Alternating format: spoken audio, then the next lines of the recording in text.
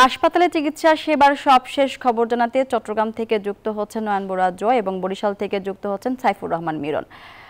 প্রথমে যাচ্ছি চট্টগ্রামে, সেখানে আছেন নয়ন বড়ুয়া জয়। জয়, চট্টগ্রামে হাসপাতালে চিকিৎসা সেবার সবশেষ খবর আমাদেরকে জানাবেন।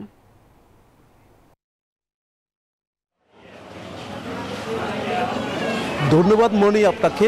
দেখতে পাচ্ছেন যে এখানে রোগীদের চাপ কিন্তু আমরা সকাল থেকে দেখছি, যেহেতু গতকাল থেকে কিন্তু কোনো রোগীর চাপ গতকাল আমরা রোগীর চাপ কিন্তু আমরা দেখেছি অনেকটা বেশি। এখনও কিন্তু আমরা দেখছি রোগীর চাপ কিন্তু আছে, যেহেতু গতকাল 1 ঘন্টা রোগী তারা দেখেনি, চিকিৎসকরা কর্মবিরতি পালন করেছিল। ঠিক 1 ঘন্টা পর কিন্তু রোগী দেখা শুরু করেছে চট্টগ্রামে। তবে এখন আমরা দেখছি আজকে সকাল থেকে তারা রোগী দেখছেন। আমরা একটু দেখাতে চাচ্ছি।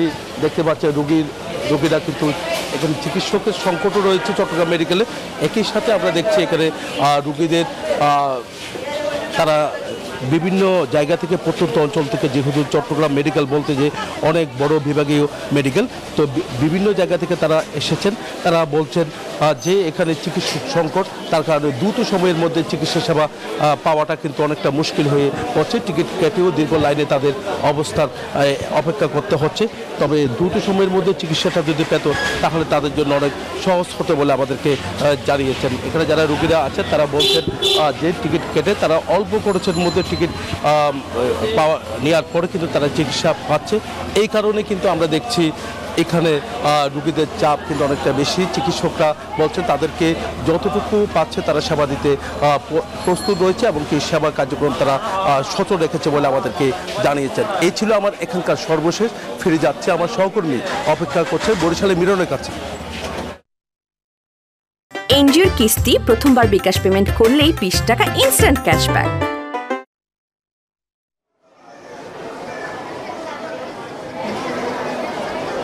ধন্যবাদ জয়। আপনি যেমনটা জানাচ্ছিলেন চট্টগ্রামের বহির্বিভাগ এবং আন্তঃবিভাগের চিকিৎসার খবর। আমি এই মুহূর্তে আছি বরিশাল শের-ই-বাংলা মেডিকেল কলেজ হাসপাতালের আউটডোরে। আপনি দেখতে পাচ্ছেন যে এখনও কিন্তু অসংখ্য রোগী যারা টিকিট কাটার জন্য দাঁড়িয়ে আছেন, কিন্তু তারা আজকে ডাক্তার বা তার পছন্দের চিকিৎসক তাকে দেখাতে পারবেন কিনা সেটা নিয়ে কিন্তু শঙ্কা দেখা দিয়েছে। আমরা একটু আগে যে আউটডোরের একাধিক চিকিৎসকের সঙ্গে কথা বলেছি, সেখানে কিন্তু আর কোনো যারা টিকিট কেটেছেন সেই টিকিট কিন্তু নিচ্ছেন না।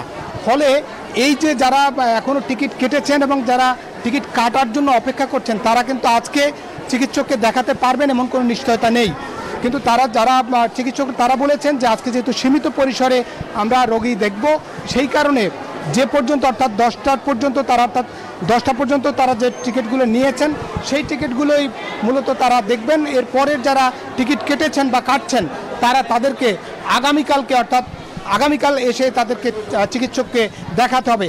এখনও কিন্তু অসংখ্য ভিড় আমরা লক্ষ্য করছি এবং যে ভিড়ে ঠেলে তারা অনেকেই এই চিকিৎসকের দরজার সামনে দাঁড়িয়ে আছেন এবং তারা দেখাতে পারবেন কিনা তার নিশ্চয়তা নেই। এই ছিল মূলত বরিশাল শের-ই-বাংলা মেডিকেল কলেজ হাসপাতাল থেকে চিকিৎসার সবশেষ খবর। ফিরছি স্টুডিওতে। দর্শক, হাসপাতালে চিকিৎসা সেবার সবশেষ খবর জানাতে যুক্ত ছিলেন সহকর্মী বরিশাল থেকে সাইফুর রহমান মিরন এবং তার আগে যুক্ত ছিলেন চট্টগ্রাম থেকে নয়ন বড়ুয়া জয়।